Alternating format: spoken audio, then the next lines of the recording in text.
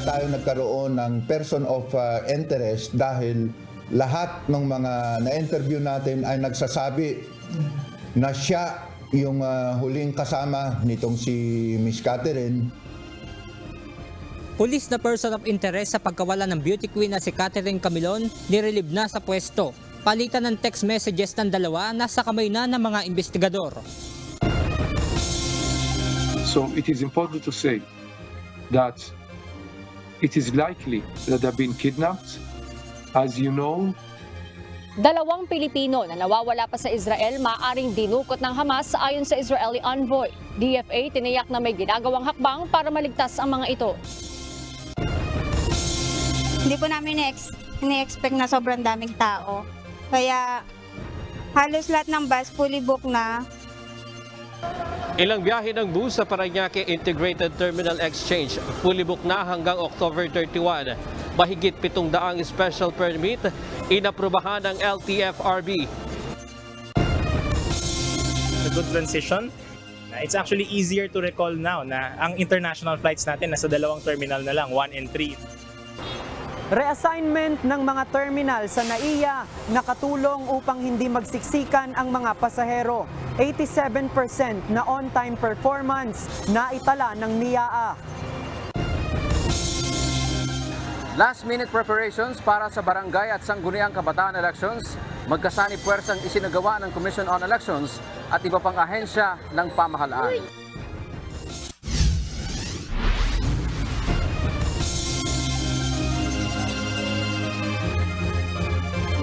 Magandang hapon Pilipinas at sa buong mundo. Ito ang balita. Tulong muna bago balita. Magkatuwang na nirespondihan ng UNTV News and Rescue Team at Butuan City Disaster Risk Reduction and Management Office ang nangyaring banggaan ng dalawang motorsiklo sa Butuan City. 3 ang sugatan sa aksidente na kaagad namang binigyan ng first aid at dinala sa ospital. Ito ang balita ni Hazel Fuerzas.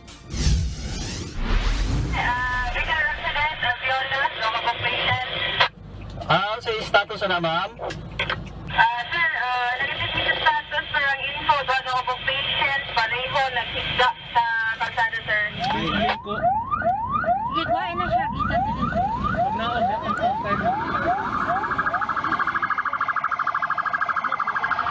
TV responder, sir.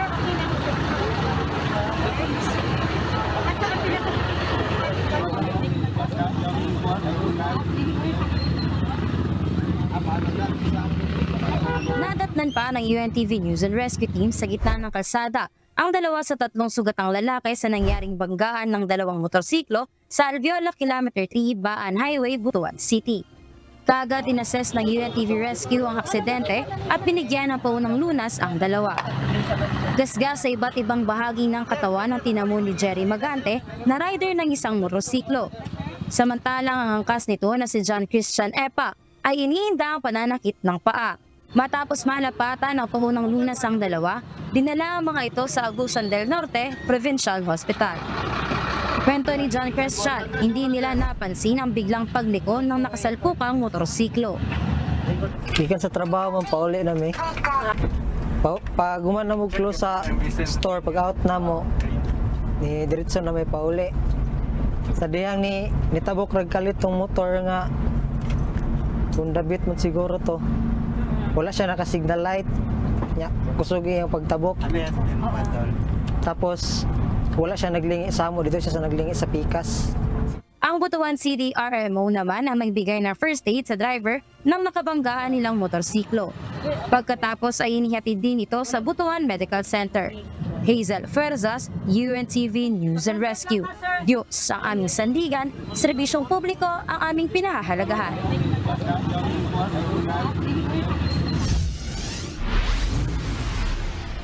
Inalis na sa pwesto ng Police Regional Office 4A ang Police Commission Officer na person of interest sa kaso ng pagkawala ng beauty queen na si Catherine Camilon. Iniimbestigahan na rin ng pulisya ang nakuhang palitan ng text messages ng 2 bago ito mawala. Ito ang balita ni Benedict Samson. Well, yung person of interest natin is a lieutenant colonel, no? He was previously assigned with the Batangas Provincial Police Office. Tukoy na ng Police Regional Office 4A ang person of interest sa pagkawala ng Miss Grand Philippines candidate Catherine Camilon. Ayon kay Calabarzon Police Regional Director, Police Brigadier General Paul Kenneth Lucas, isa itong pulis sa may ranggong Police Lieutenant Colonel na dating nakatalaga sa Batangas Provincial Police Office. Sinabi ni Police Brigadier General Lucas, may hawak silang mga ebidensya nagtuturo kay Lieutenant Colonel. Kaya tayo nagkaroon ng person of interest dahil lahat ng mga na-interview natin ay nagsasabi na siya yung huling kasama nitong si Miss Catherine, base na rin sa text messages at base na rin sa nakuha natin sa ACG na palitan nila ng text messages doon sa isang kaibigan niya. Sa ngayon, ang Criminal Investigation and Detection Group na ang hahawak sa investigasyon sa pagkawala ni Camilon. Kasama sa aalamin ng mga investigador ang sinasabing may relasyon ng dalawa at ito ang tatagpuin ni Camilon noong araw na ito ay mawala. Well, according dito sa mga na-interview ng mga investigador, itong person of interest natin ay merong relasyon, no? Kaya nga sila yung huling magkasama nung araw na yon. Tinitignan nila kung kailan sila unang nagkita, saan sila nagkakilala. Kasama po ito sa investigasyon na ginagawa ng mga investigador natin. Bukod kay Camilon, hinahanap pa rin ng pulisya ang sasakyan na umunoy ibinigay ng pulis kay Camilon.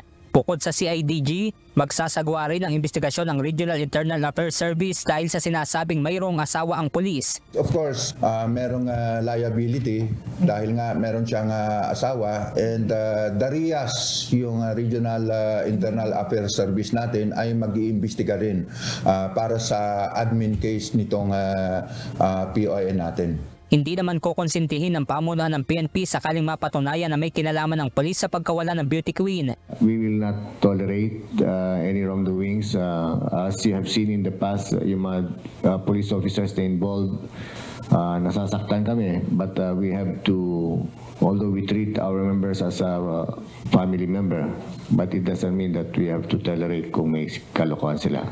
We will not hesitate na tatanggalin sila sa trabaho pag kinakailangan.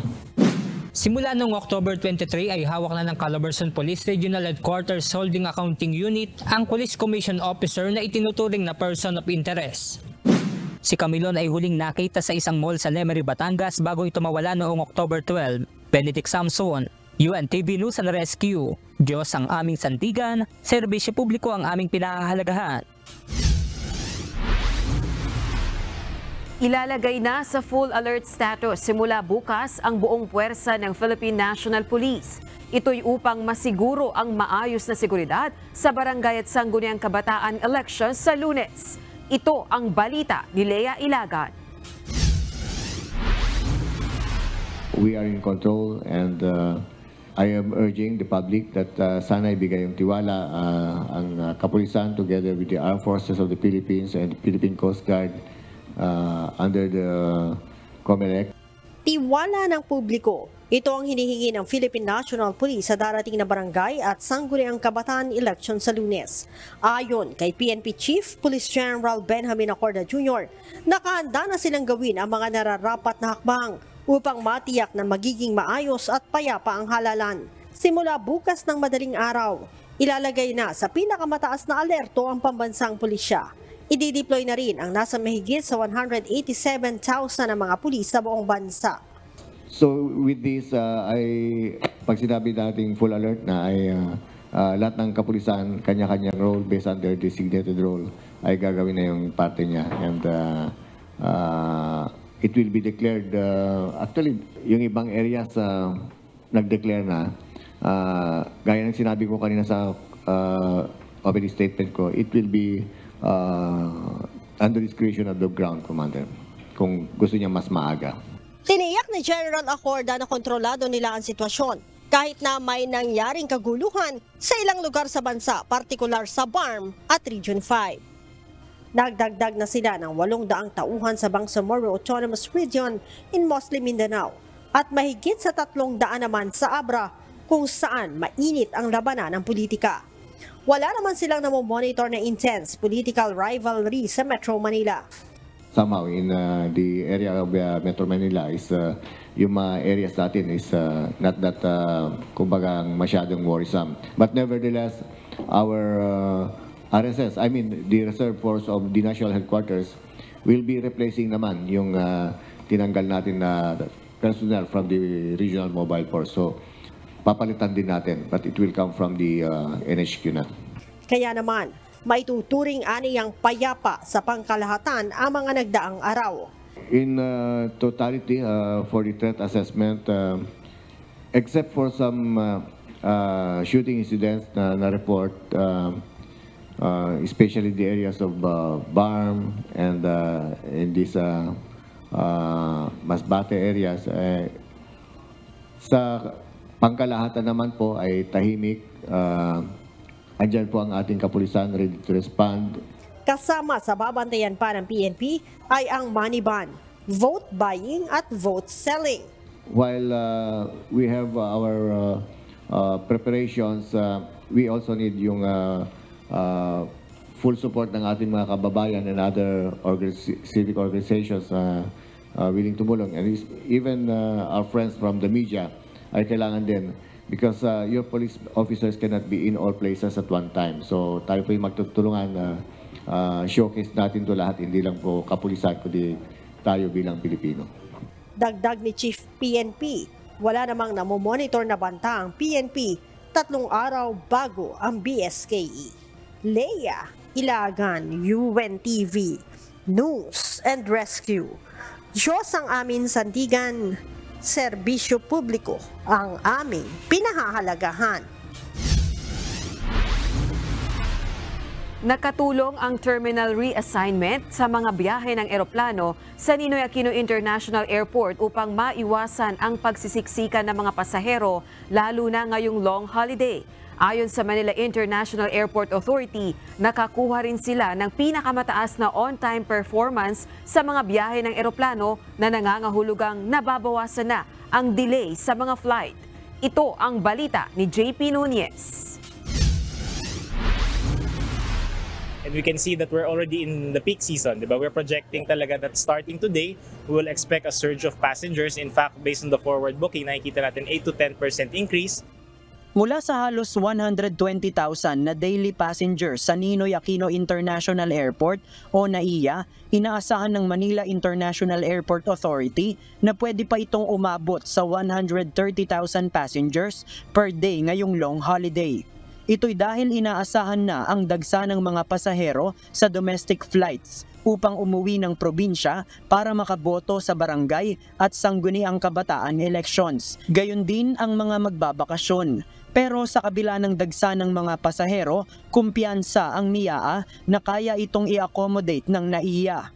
This is a complete, a different experience from the time last year where during Undas nasa Terminal 4 pa tayo, di ba? So I think the changes that were instituted by MIAA and the DOTR in terms of moving AirAsia to T2 is right now, of course, reaping the benefits, especially for the passengers. Napakaganda na po ng experience nila.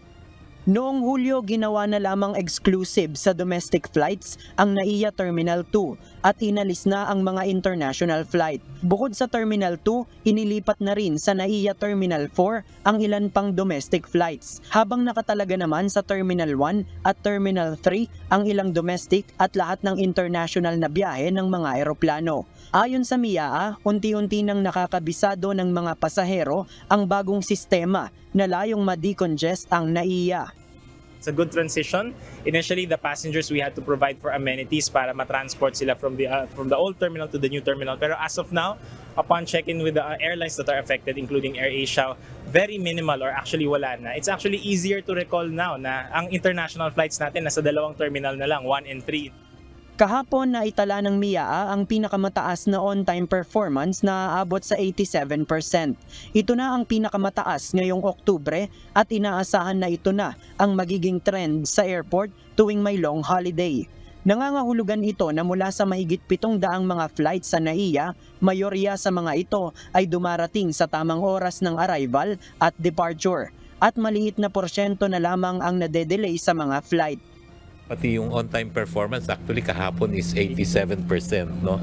So napakaganda ng on-time performance natin, no? Kasi yung on-time performance para ma-meet natin yan, kailangan magtulong-tulong lahat, no? Kailangan yung airline mag-operate siya on time, no? Dapat walang nadidelay sa kanila. Ayon sa isang airline company na isa sa mga nag-ooperate ng domestic flight sa Terminal 2, mas mabilis na ngayon ang pag-check-in ng kanilang mga pasahero. Ito'y dahil mayroon ng nasa 20 check-in counter sa terminal, kaya't mas mabilis na naaasikaso ang proseso ng pag-board sa eroplano. Because of that, wala pong pila. And the customer experience is we want an SLA or a standard time of approximately 10 to a long of 15 minutes to ensure that passengers have already checked in. If they have bagahe, mabilis po. Ayon sa airport officials, habang papalapit ang long holiday, posibleng magkaubusan na ng ticket sa eroplano. Mas mainam nila kung mag-early booking na at i-check ang website ng mga airline company para sa availability ng mga ticket. JP Nunez, UNTV, News and Rescue. Diyos ang aming sandigan, serbisyo publiko ang aming pinahahalagahan. Fully booked na ang karamihan ng mga biyahe ng bus patungong probinsya sa Parañaque Integrated Terminal Exchange.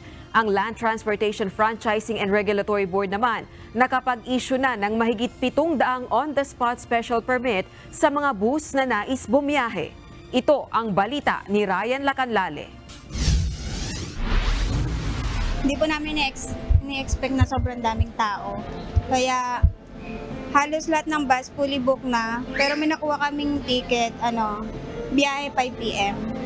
Kaya okay na, inana na po namin para makauwi lang. Alas 7 pa ng umaga, nasa Parañaque Integrated Terminal Exchange na si Angelica at kanyang kapatid para agad sanang makasakay ng bus pauwi ng Naga City. Ngunit nagulat siya sa dami ng tao kaya wala na silang nakuhang tiket na mas maaga na biyahe. Kaysa bumalik pa sa Valenzuela, sa PITX na lang sila nag-antay ng kanilang sasakyang bus. Si Nina Salamudin, hinahabol ang biyahe sa bangka papunta sa kanilang lugar sa Burias Island, San Pascual, Masbate. Sabado lang ang biyahe ng bangka kaya kahit hapon na ang nakuha niyang biyahe, okay na daw sa kaniya. Ngunit nahirapan din siyang makakuha ng tiket. Sabi ng wala na daw po yung pang alas 4 hanggang 5:30 na lang ang may biyahe na bakante. Yun na lang ang kinuha ko para makauwi ako bukas. Kasi kung hindi ako uwi ngayon, hindi ako pag Sabado pa ako, bukas pa ako magsasakay, wala na akong biyahe maabutan doon sa amin. Kaya pinilit ko na lang kahit 5:30. Sabi ko, sige, okay na lang kahit na gabi na. Si Lola Merna Priles naman, umaga pa nasa PITX na rin siya. Ayaw niyang makipagsiksikan sa maraming tao. Baka mamaya maraming pasahero. Kaya ako ng maaga pumunta dito. Hindi bali mag-antay ako. Ayon sa PITX, kakaunti pa lang ito kumpara sa inaasahan nilang dagsa ng mga pasahero sa araw ng Sabado at Linggo. Kanina, nag-ikot sa terminal si Transportation Secretary Jaime Bautista para tignan ang sitwasyon sa lugar sa pagdagsa ng mga pasahero na bibiyahe pa uwi ng probinsya. Every time na merong peak season, meron kami yung tinatawag na off-land biyaheng ayos, no? Sinisigurado namin na yung mga facilities ng gobyerno ay nasa ayos, no? Yung security and safety ng mga pasahero ay palaging nandoon, no? And nakikipag-coordinate din kami doon sa mga bus operators, no? Dito roadworthy yung kanilang mga sasakyan, no? Maganda naman ang feedback ng mga pasahero dahil kombinyente ang lugar para sa kanila kahit na mag-antay pa ng matagal. Inaasahang mas marami ang ating mga kababayan na bibiyahe ngayong long holiday dahil bukod sa undas, boboto rin ang karamihan sa BSKE. Sapat naman ang bus na bibiyahe dahil nasa mahigit 700 bus ang nabigyan ng special permit at maaaring madagdagan pa ito. As of now, we have already issued 770 special permits. So dito rin ngayon sa PITX meron din tayong on-site issuance ng special permit. Para masiguro lang natin na yung mga bumabiyahe na dispatch nating mga buses ay authorized sila na bumiyahe. Ang Land Transportation Office naman, mahigpit ang pagbabantay sa mga nananamantala ng mga kolorum na sasakyan. Kahapon, nasa halos 50 na kolorum ang kanilang nahuli sa Metro Manila pa lamang. Paulit-ulit ang paalala ng LTO sa publiko na huwag tangkilikin ang mga ito dahil wala silang prangkisa at insurance. Kaya kung sakaling maaksidente ay hindi sila mabigbigyan ng kompensasyon. Yesterday, inutusan nung kami ni Secretary Bautista na talagang double time dito sa mga kolorum vehicles. No? So lahat ng regional directors po natin na nandito po lahat, nasabihan mo natin talagang tutukan itong mga kolorum. Kaya it's an all-out effort against these mga kolorum vehicles. Sumailalim din kanina sa random drug testing ang 115 na bus driver dito sa PITX. At lahat sila nagnegatibo ang resulta. May mga men in uniform naman na nakakalat sa mga terminal, habang ang mga tauhan ng Highway Patrol Group namamahagi naman ng flyers bilang paalala sa ating mga mananakay. Paalala ng DOTR sa mga pasaherong uuwi sa mga probinsya, agahan ang pagpunta sa mga terminal dahil asahan na ang bulto ng mga bibiyahe bukas at sa linggo. Siguraduhin ding bantayang mabuti ang mga gamit at iayos upang hindi makaabala sa ibang pasahero. Ryan Lacanlale, UNTV News and Rescue. Diyos ang aming sandigan, serbisyo publiko ang aming pinahahalagahan. Posibleng hawak ng Hamas militant group ang 2 nawawalang Pilipino sa Israel. Sa kabila nito, tiniyak naman ng gobyerno ng Pilipinas na may ginagawa itong hakbang para sa mga Pilipinong posibleng bihag at mga biktima ng kaguluhan sa pagitan ng Israel at Gaza. Ito ang balita ni Harleen Delgado. And we're doing our best in order to get those hostages back home. Maaaring kasama sa mga bihag ng Palestinian militant group na Hamas ang 2 Pilipinong nawawala sa Israel. Ngunit paglilinaw ni Israeli Ambassador to the Philippines Ilan Flus, wala pa silang pinal na impormasyon kung talagang dinukot ang mga ito. Anya, may mga labi na hindi pa natutukoy ang pagkakakilanlan matapos umanong sunugin ng Hamas. Batay sa impormasyon ng Israeli military, nasa 224 ang sinasabing dinukot ng Hamas, kabilang na ang mga banyaga. So it is important to say that it is likely that they've been kidnapped. As you know, nobody was able to see none of the kidnapped people because Hamas is not allowing even not the Red Cross to visit those that have been abducted and kidnapped into Gaza. There is no evidence, no clear sighting of quite a few of the people that we believe that have been kidnapped. Binigyang diin ng Israeli ambassador na isa sa mga prioridad ng Israel ay ang mapalaya ang mga bihag at maibalik sa kanilang mga pamilya. Isang espesyal na task force na anya ang binuo para rito na pinamumunuan ng isang mataas na retired general. Una nang sinabi ng Department of Foreign Affairs na mayroon ng ginagawa ang gobyerno ng Pilipinas para tulungan ang mga Pilipinong posibleng bihag ng Hamas. For the protection of the hostages, we won't reveal exactly what we're doing, other than to confirm that we are talking to all who may be able to help us. If you mean, are we talking to Hamas? No, we are not talking to Hamas, but we are talking to governments. Nangako naman ng Israeli envoy na tutulungan ng gobyerno ng Israel ang mga Pilipinong biktima na nananatili sa kanilang bansa. Harleen Delgado, UNTV News and Rescue. Diyos ang aming sandigan, serbisyo publiko ang aming pinahahalagahan. Nakatakdang dumating ang ika-4 na batch ng mga uuwing Pilipino mula Israel sa susunod na linggo. Sa isang panayam, sinabi ni Department of Migrant Workers Officer in Charge Hans Leo Kakdak na malaki-laking grupo itong inaasahan nila sa Lunes. Ayon sa opisyal, nasa higit kumulang 50 repatriates ito. Samantala, tinutulungan na rin nila ang mga undocumented Filipino sa Lebanon na nais sumama sa unang batch ng repatriation. Gayunman, wala pang tiyak na petsa kung kailan may uuwi ang mga ito. Narito naman ang mga balitang nakalap ng UNTV News Global Correspondents, ihahatid ni Maven Carizo mula sa Perth, Australia.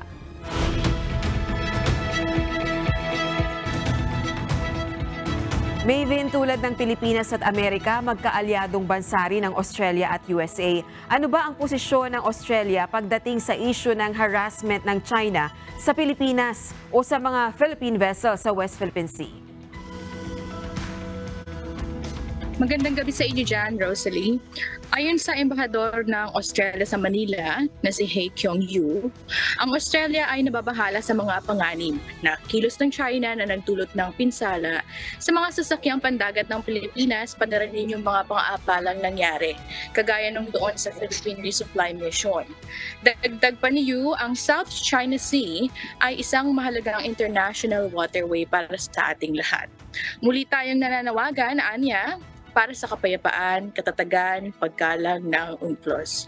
Ngayon ang Australia naman kasama ang Japan at ang United Kingdom nagpahayag ng pagkondena sa panggugulo ng China Coast Guard sa mga sasakyang pandagat ng Pilipinas sa West Philippine Sea.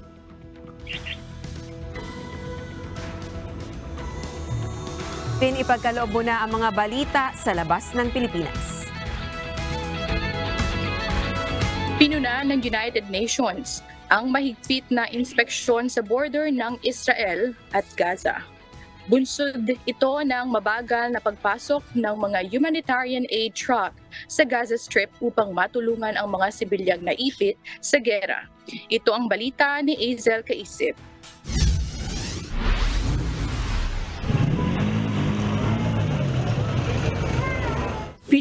Apat na humanitarian aid truck.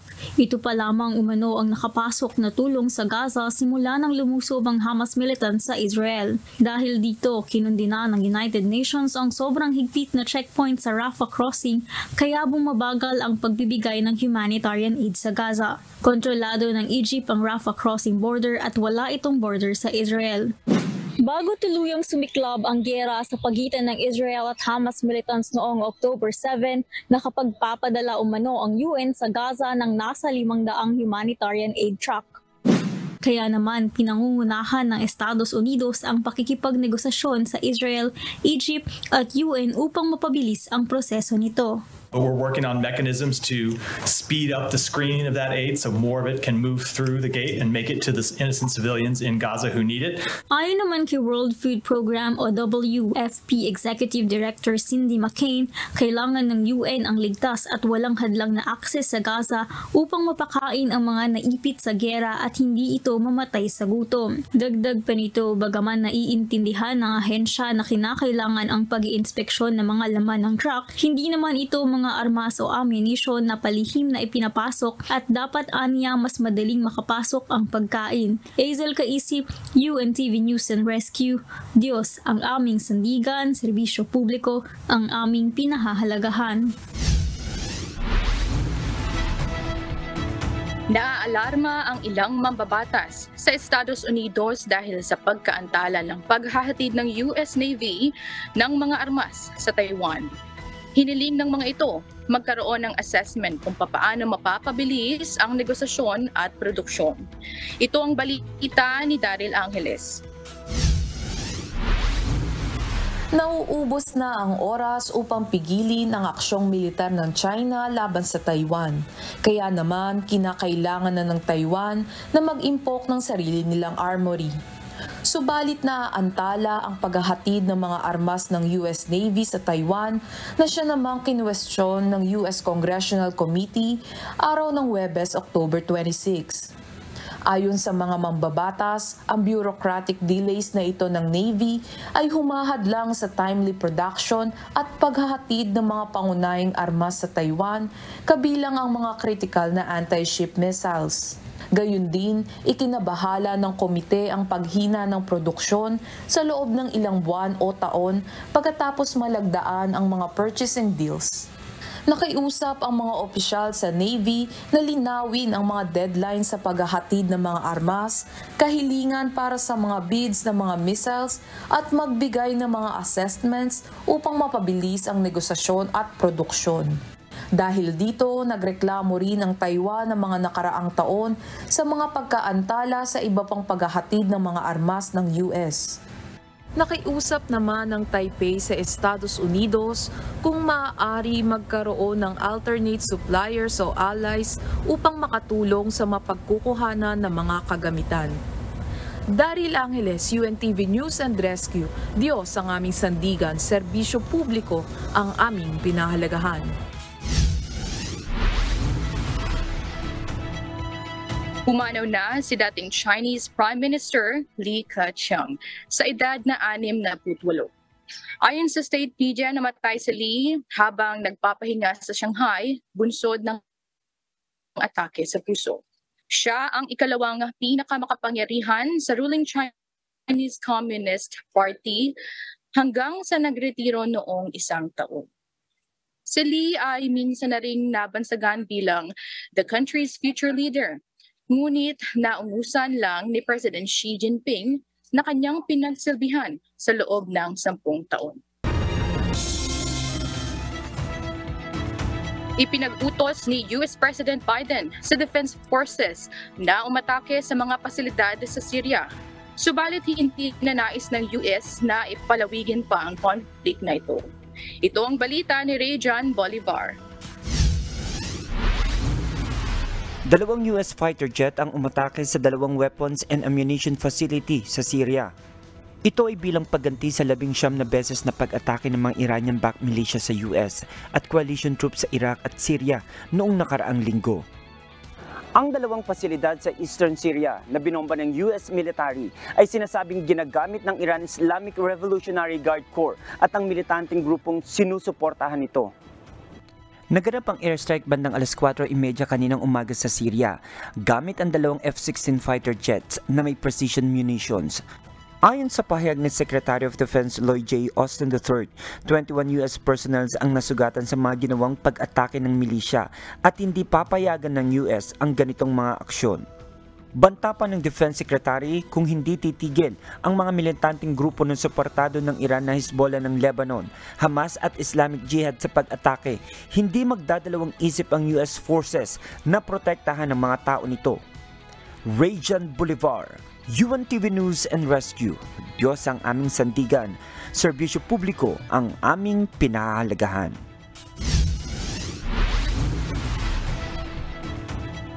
At yan ang mga balita mula sa iba't ibang panig ng mundo. Mula dito sa Perth, Australia, ako si Mivin Carizo. Magandang gabi. Bunsod ng papaubos na fuel supplies, emergency cases na lang ang tinatanggap ng mga ospital sa Gaza. Samantala, inilunsad na ng Israel ang pinakamalaki nitong ground attack sa Gaza sa loob ng 20 araw na gera sa Hamas. Ito ang balita ni Rosalie Cos.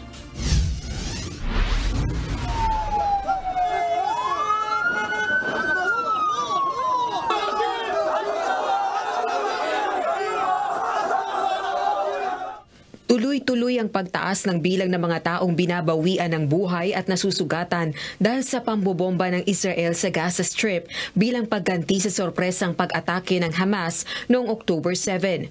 Ayon sa United Nations o UN, emergency cases na lang ang tinatanggap ng mga ospital sa Gaza dahil sa pinangangambahang pagkaubos ng fuel supplies. Lugmok na rin ang UN facilities dahil sa 6,000 displaced Palestinians na walang matutuluyan. Hinaharangan ng Israel ang bagong fuel delivery sa Gaza dahil posible umanong nakawin at gamitin ito ng Hamas. Batay sa ulat, napilitan ng itigil ng mga ospital ang operasyon nito liban na sa emergency rooms. كلمة يعني لو إسعافات وقفت يعني إيش يروحوا يجيبوا عكرات يعني يروحوا يجيبوا الناس من ركام وجرافات والدفاع المدني لا أعتقد إن السرعة لو ما خدش من اليوم أو بكرة غزة سوف تخش في صعقة كارثة كبيرة كارثة رسمي. Nangako naman si French President Emmanuel Macron na magpapadala ng barko upang suportahan ang mga ospital sa Gaza. Je voulais vous annoncer ici que j'ai pris la décision qu'un navire de notre marine nationale puisse appareiller prochainement pour soutenir les hôpitaux de Gaza. Il partira de Toulon dans les 48 prochaines heures. Samantala, inilunsad ng Israeli forces ang pinakamatindi nitong ground attack sa Gaza sa loob ng 20 araw na pakikipaggera sa Hamas. Ayon kay Prime Minister Benjamin Netanyahu, naghahanda pa rin ang Israeli troops para sa isang full ground invasion.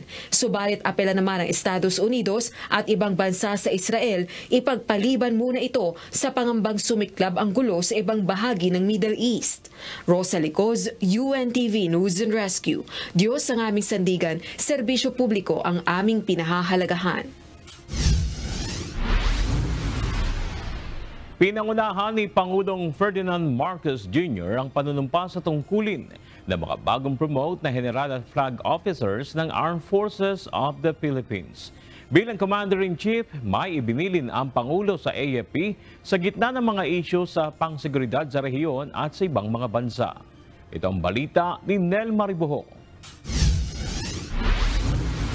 We must be ready. Our armed forces must be capable of securing and defending the archipelago from emerging threats. Dapat maging handa ang hukbong sandatahang lakas ng Pilipinas sa pagresponde at maidepensa ang bansa sa anumang banta sa seguridad. Ito ang bilin ni Pangulong Ferdinand Marcos Jr. sa harap ng mga bagong promoted na generals at flag officers ng AFP. Kabilang sa mga nanumpa si AFP Chief of Staff General Romeo Browner. Ayon kay Pangulong Marcos, bagamat may maganda ng development sa internal security situation, marami pa rin anyan dapat gawin. Hinimok ng Pangulo ang military officials na tiyakin ng interoperability sa buong AFP units. I urge you to further enhance joint planning and operations to ensure interoperability across all AFP units and platforms. Ayon sa Commander-in-Chief, dapat na nakabantay na palagi na mabuti ang AFP sa isyung panseguridad. Hindi lamang sa bansa, kundi maging sa buong rehiyon. You must not only anticipate, but you must also be ready to adapt and respond to emerging national security and defense realities that exist in our country and in our region. Sa kabila naman nito, tiniyak ni PBBM na patuloy na isusulong ang proteksyon at kapakanan ng AFP at maging sa kani-kanilang pamilya. Nel Maribuho, UNTV News and Rescue, Diyos ang aming sandigan, serbisyo publiko ang aming pinahalagahan. Nagpadala pa ng karagdagang pwersa ang pulisya para magbantay sa seguridad ng halalan sa Abra. Ilan sa mga ito ay magsasanay ding magsilbi bilang Special Electoral Board sakaling madagdagan pa ang mga guro na tatangging magsilbi sa eleksyon doon. Ito ang balita ni Grace Flores. Meron tayong deployment on the different barangays, especially doon sa lugar na merong reported na umiikot na armado during night time. Umiikot po yun. Meron tayong dineploy din na motorcycle cops na mas na pabilisan responde. And then yung mga nasa barangay ay nagpo-foot patrol. Kasama natin dito ang Armed Forces of the Philippines. Dumating na kaninang umaga sa Abra ang karagdagang 100 pulis mula sa Regional Headquarters ng Police Regional Office Cordillera para sa seguridad sa nalalapit na barangay at sangguniang kabataan elections. 50 dito ay ide-deploy sa mga bayan na binabantayan ng PNP habang ang iba ay magsasanay naman para magsilbing Special Electoral Board sa araw ng halalan sa Lunes. Ituturo sa kanilang karaniwang ginagawa na isang guro sa presinto, kabilang na dito ang pagtanggap ng mga botante at ang proseso ng canvassing. Alam natin PNP, AFP, yung role talaga nila is to provide security in voting centers.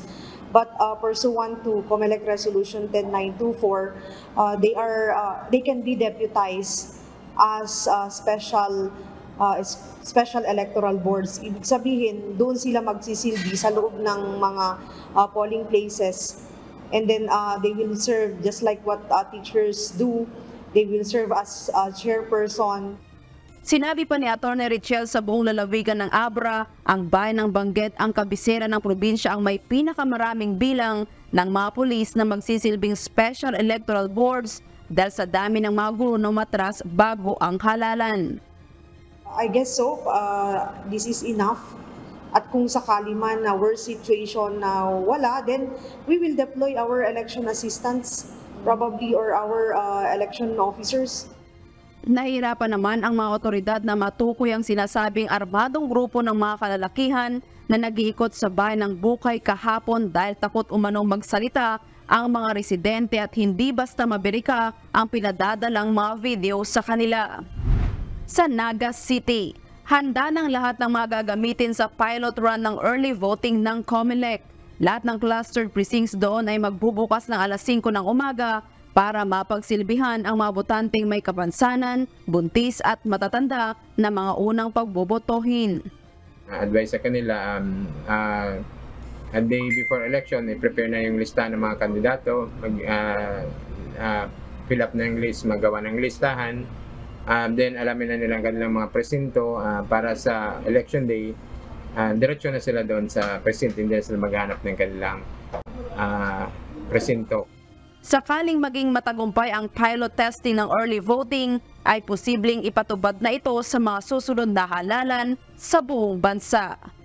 Grace Flores, UNTV News and Rescue, Diyos ang aming sandigan, serbisyo publiko ang aming pinahahalagahan.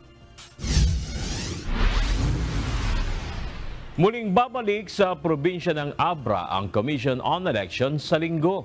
Ayon kay COMELEC Chairperson George Erwin Garcia, magkaiba ang mga natanggap nilang report hinggil sa sitwasyon sa lugar. Kaya naman nais na maberipika ng komisyon ang totoong pangyayari doon. Nasa 250 kandidato ang umatras sa Abra matapos umanong pakiusapan ng matatandang leader. May report ang aming Provincial Election Supervisor na kinokontra naman ang report ng lahat ng ating security forces. So gusto natin malaman talaga anong tunay na sitwasyon doon. Ayaw natin na bigla na lang tayo magugulantang lalo-lalo na dyan sa issue sa Abra. Mas maagang tatapusin ang pangangampanya sa Negros Oriental bukas dahil sa ipatutupad na curfew simula alas 10 ng gabi hanggang alas 4 ng madaling araw. Bumuo naman ng Election and Monitoring Center ang Negros Oriental Police Provincial Office para sa mas mabilis na monitoring sa sitwasyon ng mga lugar sa probinsya. Ito ang balita ni Lalaine Moreno live.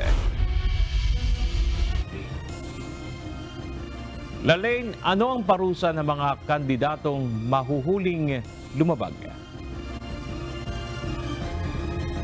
Bernard, sakaling lumabag itong mga kandidato sa ipinatutupad na curfew bukas, ay maaari silang hulihin ng COMELEC o di kaya ay hindi papayagang makaboto dito mismo sa araw ng halalan. Bukas na ipatutupad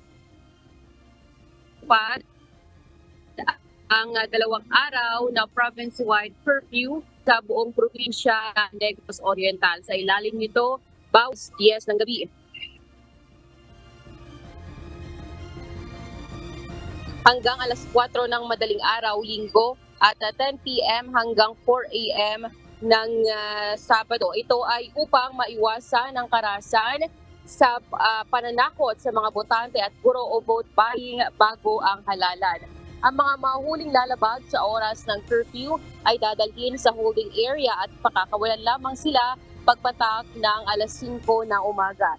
Hindi naman sakop dito ang mga nagtatrabaho sa gabi tulad ng call center agent, health workers, delivery truck driver, media personnel at mga may emergency cases o kailangan dalhin sa ospital. Kailangan lamang na mayroon silang proof of employment o ID kapag dadaan sa checkpoint. Ipinaliwanag naman ng COMELEC na dahil sa umiiral ng curfew, paano adjust ang video? Imbes na alas 12 ng gabi hanggang alas 12 ng gabi imbes na alas 10 ng gabi hanggang alas 12 na ng gabi o imbes na alas 12 ng gabi hanggang alas 10 na lang ng gabi ang campaign period. Ang mga mahuhuling nangangampanya o akto ng vote buying, umay dalang baril at patalim ay sasampahan agad ng kaso at hindi na papayagan pang makaboto. Kasi we have also to understand na ito naman para sa security nila. So, tama siguro yung hanggang 10 na magkampanya. Huwag na inapaputulog alas 12. Samantala, bumuo naman ang Provincial Election and Monitoring Action Center, ang Negros Oriental Police Provincial Office para sa mas mabilis na monitoring sa sitwasyon ng mga lugar at voting center sa probinsya. Ito ay binubuo ng mga pulis na 24/7 na nakamonitor para sa sitwasyon ng kanilang mga police stations sa buong probinsya. Ganun din sa sitwasyon ng COMELEC at Armed Forces of the Philippines. This will serve as the communication line natin, no? The local police stations papunta sa atin. And also, ito din yung magiging communication natin to AFP and the COMELEC. Maliban sa mga nakakalat na border at strategic checkpoints, may mga nakastandby rin na quick reaction team sa bawat distrito na binubuo ng Special Action Force at Regional Mobile Force Company at Armed Forces of the Philippines para sa mabilis na pagresponde sa anumang mga insidente. Once na merong mga recorded na or reported na mga incidents sa far-flung areas natin, they are readily na pupunta doon. No, they have the resources naman, may mga sasakyan sila na pwedeng rumisponde agad doon. Samantala, Bernard, bukas na nakatandang send-off ng mga pulis mula sa regional headquarters ng Cebu para i-deploy sa mga election areas dito sa Negros Oriental. At bukas rin ng hapon at sa umaga ay mayroong 100 areas na maagang i-deliver ang kanilang mga balota dahil sa sobrang layo at mga posibleng banta sa seguridad ng mga guro. And muna ating balita mula dito sa Negros Oriental. Balik sa iyo, Bernard. Maraming salamat, Lalaine Moreno, live mula sa Negros Oriental. 3 araw bago ang halalan sa barangay at sangguniang kabataan, nagsanib puwersa ang iba't ibang ahensya ng pamahalaan laban sa mga iligal na campaign materials sa Maynila. Ito ang balita ni Dante Amento, live. Dante, marami pa rin bang mga illegal campaign posters na nakita at binaklas ngayong araw ang COMELEC? Yes, Rose, no, pinuntahan nga ng Commission on Elections kanina itong partikular na isang barangay dito sa lungsod ng Maynila. Kung saan ilan na lang, Rose, no, kukonti na lang yung mga nakita nilang mga illegal na mga campaign material na kanilang binaklas nga kanina. Katuwang ang mga kawani ng Philippine National Police, nandun din kanina ang DILG at maging ang lungsod ng Maynila.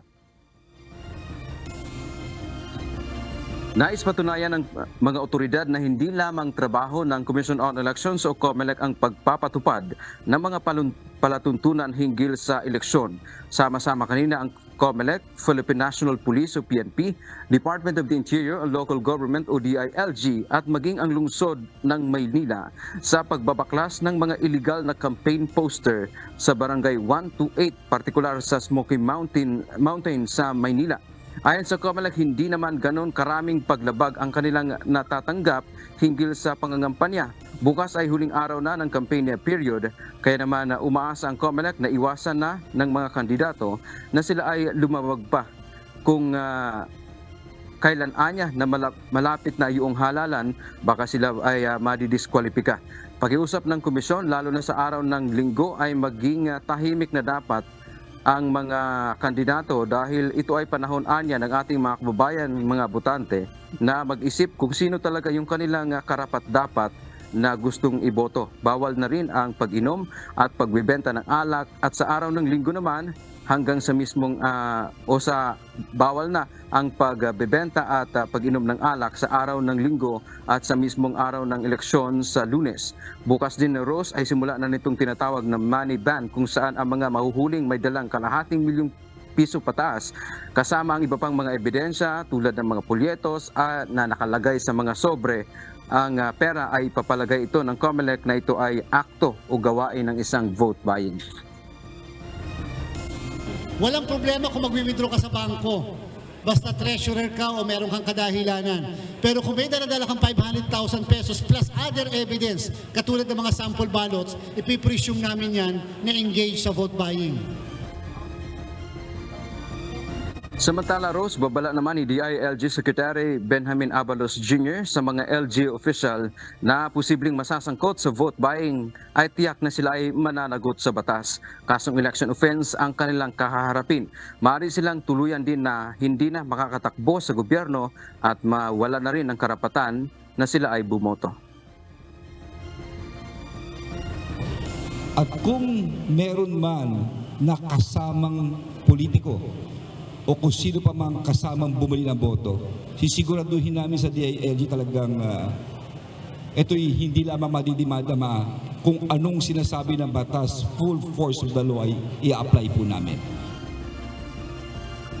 Rose, ito nga naging pahayag ng DILG ay kasunod na rin itong insidente nga ng sinasabing vote buying dyan sa Navotas, kung saan kasama nga ngayon sa iniimbestigahan ng mga otoridad ay iilan umanong mga kilala o mga malalaking politiko ang involved dito sa vote buying. Kaya ang sinasabi ng DILG na sila ay mananagot sa batas kapag sila ay napatutunayan na sangkot nga partikular dito sa insidente ng vote buying, dahil ang sinasabi ng Comelec Rose, bukas talaga parang sinasabi nilang maaring magkakaroon na ng sinasabi nilang gapangan nitong mga tao na ito na gustong mamili ng boto kaugnay sa papalapit na halalan. At kanina din, Rosso, nagkaroon ng isang panibagong pahayag ang DILG kung saan lahat ng mga elected official o ang mga mananalo nitong darating na Monday ay maaari na silang mag-assume sa Martes, araw ng Martes kinabukasan, kahit sila ay walang isinumite na statement of contribution and expenditure sa Comelec. Ibig sabihin, kahit walang certification mula sa Comelec na sila ay nakapag-submit na ng kanilang sose, ay papayagan na sila ngayon ng DILG na uupo sa pwesto. Dahil ang sinasabi nga kasi batay doon sa desisyon ng Korte Suprema ay supposed to be, kung titingnan mo, ay dapat nakaupo itong mga mahahalal ngayon na mga opisyal ay January 1, 2023. So medyo mahaba-haba kasing hold over capacity itong mga kasalukuyan pa ngayong incumbent government official. Yan mo lang ating update mula dito sa Manila. Balik sa Rose. O Dante, nabanggit mo yung mga kaparusahan na pwedeng kaharapin ng mga mamimili ng boto. Pero para rin sa kaalaman ng ating mga kababayan, ano naman ang parusang kaharapin ng mga nagbebenta ng kanilang boto o yung masasangkot sa vote selling? Ayan, Rose, isa din yan sa naging paalala nga ng Commission on Elections. Ang sinasabi nga ng Comelec, it takes two to tango. Ibig sabihin nito, hindi naman mangyayari yung vote buying kung walang nagbebenta ng kanyang boto. So ang sinasabi dito ng Comelec, pareho lang ang kaparusahan ng isang taong namimili ng boto at gayon din yung kanyang yung nagbebenta ng kanyang boto. Maaari siyang disqualify tuluyan sa pagboto o kaya pagtakbo sa posisyon sa gobyerno, at maaari ding makulong ng 1 hanggang 6 na taon. Kaya paalala ng Comelec ay iwasan na itong vote buying, at the same time yung ating mga kababayang mga botante ay iwasan din na ibenta yung kanilang sagradong mga boto. Rose. O dati, hinggil naman sa mga illegal campaign materials, hanggang kailan ba natin aasahang magbaklas ang Comelec at ang mga kasamang ahensya ng pamahalaan ng mga nakapaskil na illegal campaign materials? Yes, Rose, no, isa din yan sa natalakay kanina ng Comelec, no. Kung makikita nila sa kanilang pag-iikot ay mayroon pa ring mga illegal na mga campaign material kahit sa araw mismo ng linggo. So a day before the election day ay magbabaklas pa rin sila ng kanilang mga illegal na campaign na material. Kasi ang sinasabi nga dito ng Comelec, Rose, ang supposed to be, ang dapat talaga, dahil bukas na ang huling araw ng kampanya, dapat bukas din ay magkusa na yung ating mga kababayang mga kandidato na baklasin yung kanilang mga campaign material. Kasi kumbaga, halimbawa, araw ng linggo, nandun pa rin yun. Parang ang dating kasi illegal na rin kumbaga para sa Comelec. Yun nga lang, may human consideration, maaring hindi rin mababaklas noong mga kandidato araw ng linggo dahil maaring magpapahinga na rin sila. Pero ang sabi nga ng Comelec, kung ang isang kandidato talaga ay responsable para doon sa kanyang mga ikinabit na mga campaign material, dapat bukas ng gabi dahil tapos na bukas ang campaign period, ay dapat babaklasin na rin nila ng kusa yung mga campaign material. Pero kung hindi man, ay mag-iikot din ang COMELEC at maging sa araw ng linggo nga ay magbabaklas pa rin sila ng lahat ng mga illegal na campaign material, lalo na yung nasa mga public places na hindi designated na common poster area ng COMELEC at ganyan din yung mga oversized na mga campaign material, Rose. Last question na lang, Dante, meron ka bang recent report kung gaano karami yung mga kandidatong binigyan ng show cause order ng COMELEC?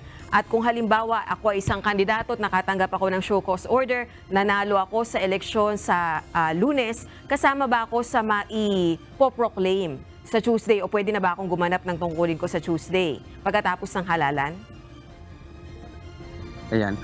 Yun, ang sinasabi nga ng COMELEC dyan, Rose, mayroon kasi silang rule ngayon na mayroon silang memorandum na inilabas na lahat ng mga yung may mga pending. So sa ngayon kasi nasa kulang-kulang 7,000 na mga kandidato ang naisyuhan po ng show cause order dahil nga sa issue ng premature campaigning o maagang pangangampanya. At kapag ka sila ay nanalo sa darating na Lunes, mayroong existing na memorandum ang Commission on Elections kung saan pumipigil na sila ay makaupo sa pwesto. Hindi sila pwedeng iproklama ng barangay board of election ng kapag sila ay halimbawa papala rin sila comes Monday, ay hindi sila pwedeng makaupo dahil nga doon sa existing ngayon na rule ng Commission on Elections na lahat ng mga may pending case, ano man yan ang case mo, kung yan man ay vote buying o kaya illegal campaigning, premature campaigning, basta mayroong disqualification case na existing sa COMELEC ay hindi pwedeng umupo, hindi sa maipoproklama ayon sa Commission on Elections, Rose. Alright, maraming salamat Dante Amento, nag-ulat ng live mula sa Manila. Sa Lunes na ang inaabangang barangay at sangguniang kabataan elections. Bunsod nito, may paalaala ang Commission on Elections para sa maayos at mabilis na pagboto ng ating mga kababayan. Kung ikaw ay first-time voter o boboto ulit pagkatapos na makaliban sa nakaraang mga halalan, narito ang step-by-step na paraan ng pagboto. Panoorin po natin ito. Mga kababayan, narito na ang barangay and sangguniang kabataan elections. Para sa maayos at mabilis na pagboto, sundin ang 8 hakbang na ito. Una, lumapit sa Electoral Board o EB at sabihin ang inyong pangalan, precinct at sequence number ayon sa listahan ng botante na nakapaskil sa presinto. Ikalawa, kunin ang balota na ibibigay ng EB. Para sa mga botanteng may edad na 15 hanggang 17, isang SK ballot ang ibibigay sa iyo. Para sa mga botanteng may edad na 18 hanggang 30, isang SK ballot at isang barangay ballot ang dapat mong matanggap. At para naman sa mga botanteng may edad na 31 at pataas, isang barangay ballot naman ang ibibigay sa iyo. Ikatlo, pumirma sa Election Day Computerized Voters List o EDCVL. Ikaapat, punan ang balota sa pamamagitan ng pagsulat ng pangalan ng kandidatong nais iboto at gamitin ang ballot secrecy folder. Ikalima, tupiin ang balota sa pamamaraan kung paano ito tinanggap at ibalik ito sa Electoral Board or EB. Ika-6, mag-thumb mark sa kaukulang espasyo sa ballot coupon. Ikapito, magpalagay ng indelible ink sa kuko ng kanang hintuturo. At ika-8, sa harap ninyo ay tatanggalin ng EB ang ballot coupon at ilalagay ang balota at ballot coupon sa mga nakatakdang lagayan sa ballot box. Matapos ito ay maaari na kayong umalis ng polling place. Paalala, ang bawat boto ay mahalaga. Iwasang marumihan, mabasa o mapunit ang inyong balota. Ang boto mo ang iyong tinig para sa nais mong pagbabago. Bumoto ng wasto at matalino. Sa BSKE 2023, Barangay at Kabataan, kabilang ka dito. Para sa higit pang kaalaman at wastong impormasyon hinggil sa halalan, bisitahin kami sa aming mga opisyal na social media accounts.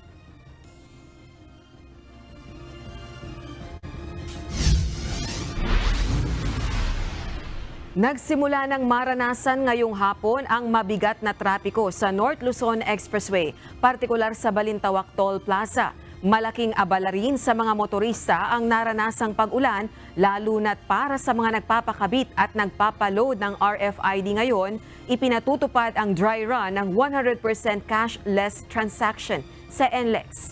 Mula sa Balintawak Toll Plaza, ito ang balita ni Nestor Torres, live. Nestor, gaano ba kabigat ang trapiko ngayon dyan sa iyong kinaroroonan?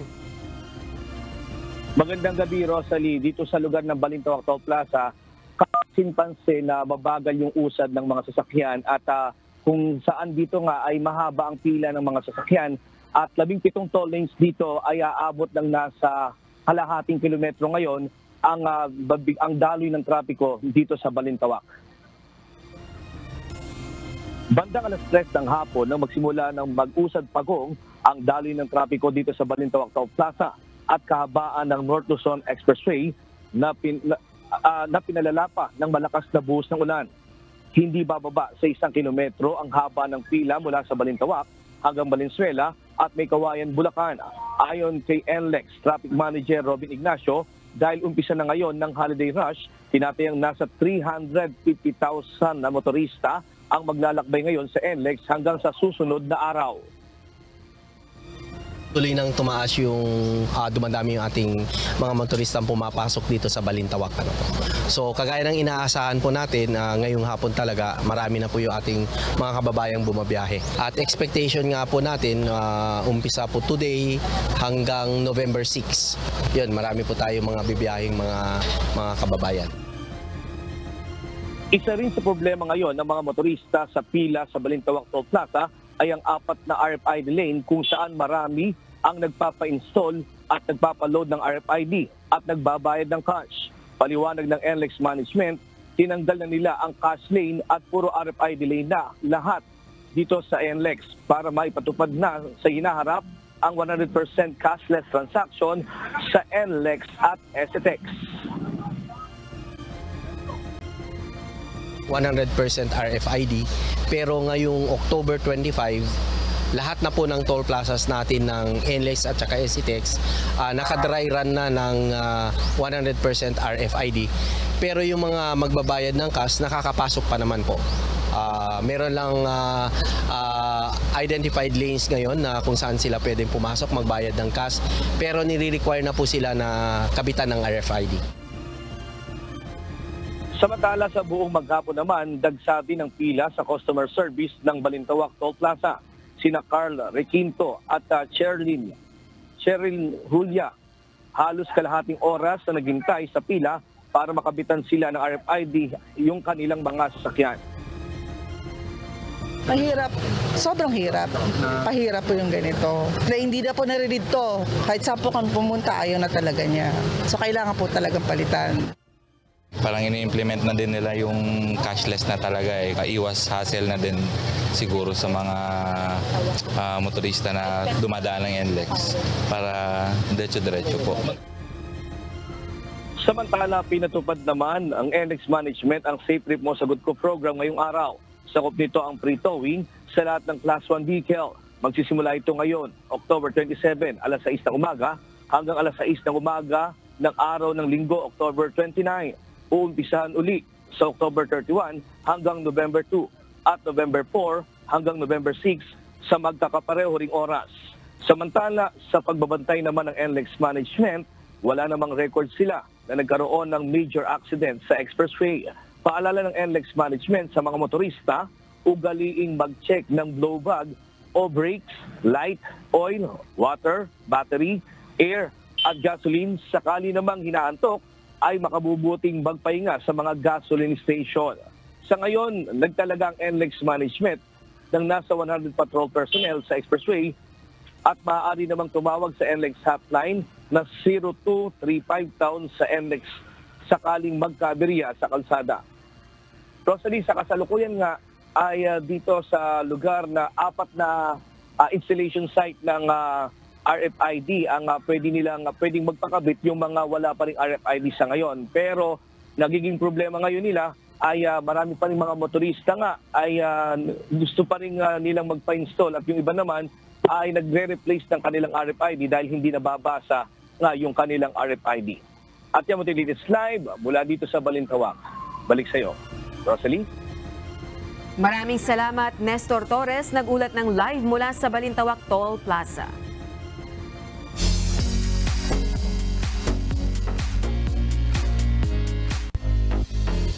Good news para sa lahat ng fans ng Korean supergroup na BTS o ARMY. Nominado sa prestihiyosong Billboard Music Awards ang BTS members na sina Suga, Jimin at Jungkook. Kanina, inianunsyo na ang listahan ng mga finalists para sa 2023 BBMAs. Nominado si Suga para sa Top K-Pop Touring Artist, habang pasok naman sa finalist ng Top Global K-Pop Song ang 7 hits ng Golden Mangne na si Jungkook kasama ang American rapper na si Lato. Nakakuha naman ng 4 na nominasyon ang BTS member na si Jimin, kabilang na ang Top Global K-Pop Artist, Top K-Pop Album, Top Selling Song at Top Global K-Pop Hits. Bukod sa BTS members, kasama rin sa iba pang K-Pop artists na nominado sa BBMAs, ang New Jeans, Stray Kids, 50-50, Twice at Tomorrow by Together o TXT. Samantala, itinanghal naman na 2023 Miss International Third Runner-Up ang pambato ng Pilipinas na si Nicole Borromeo. Idinaos ang Coronation Night kagabi ng 2023 Miss International sa Tokyo, Japan. Habang nagwagi naman bilang 4th runner-up si Miss Bolivia, 2nd runner-up si Miss Peru at 1st runner-up si Miss Colombia. Naiuwi naman ni Miss Venezuela Andrea Rubio ang corona at titulo para sa 2023 Miss International.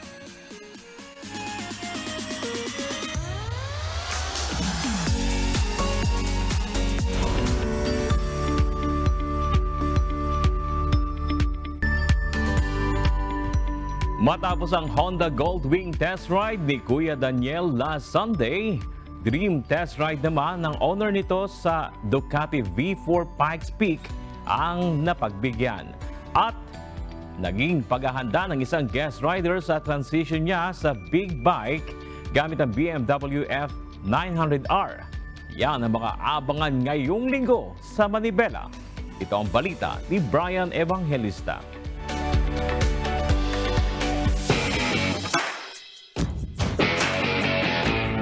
Test ride na tayo ng Honda Goldwing courtesy of Sir Neil Mendoza ng Biker Bay Motovlog. Meron ako official back ride ngayon o OBR. Itong si ate. Tingnan natin kung hanggang saan siya sasakay at tatagal. Matapos tayong pakiligin ng test ride ni Kuya Daniel, kasama si Ate Arlene Razon sa Honda Goldwing ng nakaraang linggo. Ngayon naman ay dream test ride ng owner ng Honda Goldwing na si Sir Neil Mendoza ang on the spot namang napagbigyan ng manibela. Sa ibang bike na hindi mo pa nasasakyan, anong pinakagusto mong ma-test ride? Ducati V4S Pikes Peak. Ducati V4S Pikes Peak. Pakitawagan mo si Bage. Dalin ka mo dito yung Pikes Peak. Nakita mo ha. Iga-grant natin kaagad yung wish ni Sir Neil ng Biker Bay Motovlog na pinakagusto niyang ma-test ride Pikes Peak ng Ducati. Kaya wala namang sinayang na sandali ang ating guest rider vlogger matapos mahiram sa kasamang rider din ni Kuya Daniel na may Ducati V4 Pikes Peaks. Okay mga utol, ang Pikes Peak ng Ducati Multistrada. At salamat sa kapatid natin kay Uto Rev Match Motovlog. Salamat. Pera muna, saglit lang. Quick review or test ride. Isang ikot lang tapos sasabihin natin kung ano ang ating honest review. First impression review lang naman to. Diba? Okay, shoutout sa'yo, Brian. Thank you. On. Yun. Start. Ayan. Macho ang tunog, mga kapatid.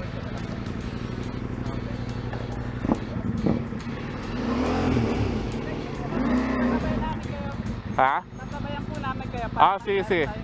Okay, sige. Ikot muna natin dito. Papabitin na sila.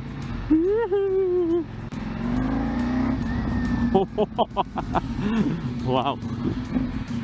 Bukod sa test ride ni Neil Mendoza ng Biker Bay Motovlog para sa Ducati B4 Pikes Peak, mapapanood din ngayong linggo ang big bike transition naman ng isang rider sa kanyang kauna-unahang big bike na BMW F900R. Kaya ako po napili ito dahil para sa akin yung design niya nababagay sa image ko. Isa yun sa mga napili ko dahil komportable ako at iba yung pag naka-sports ka. So, kaya ko rin siya isa sa napili dahil nagagamit ko to as a businessman, nagagamit ko siya sa aking mga meetings. Pwede ko siyang pagmalaki, at least confident ako once na pumupunta ako ng mga meetings. Then, napapakita ko na sa aking mga client na iba kasi pag naka-big bike ka. And then, syempre, ang pangalang BMW. Abangan ang full review ng ating mga guest riders sa Ducati B4 Pikes Peak at sa BMW F900R this Sunday, 8:30 a.m. sa Manibela. Brian Evangelista, UNTV News and Rescue. Diyos ang aming sandigan, serbisyo publiko ang aming pinahalagahan.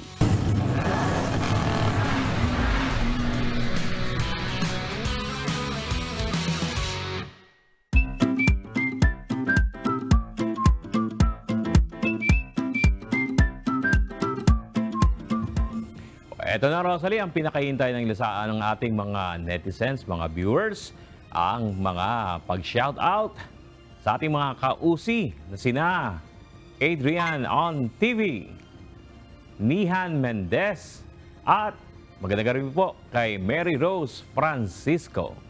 Siyempre, shoutout din po sa ating mga kasangbahay na sina Violi Umali, Gilberto Montuya, George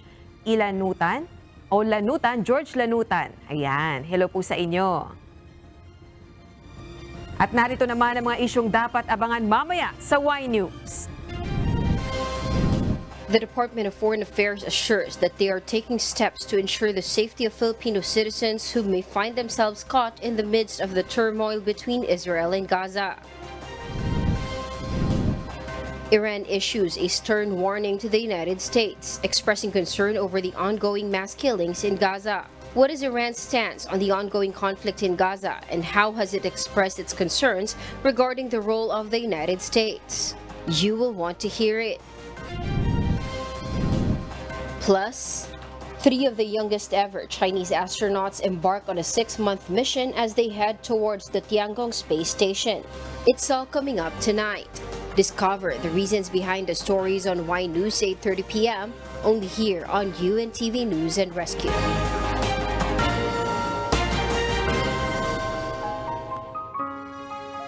Narito naman ang salita ng Diyos na ating sandigan.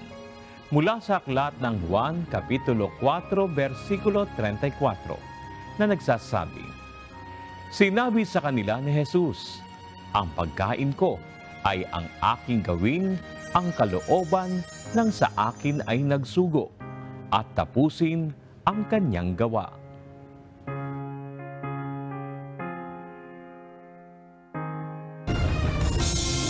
At yan ang naging kabuuan ng ating balitaan ngayong gabi. Aming inilahad ng buong katapatan kung paano namin nasaksihan. Kayo makapagtitiwala ng aming nakita at narinig ang aming ibinabalita. At dito sa UNTV, Diyos ang aming sandigan. Serbisyo publiko ang aming pinahahalagahan. Magandang gabi.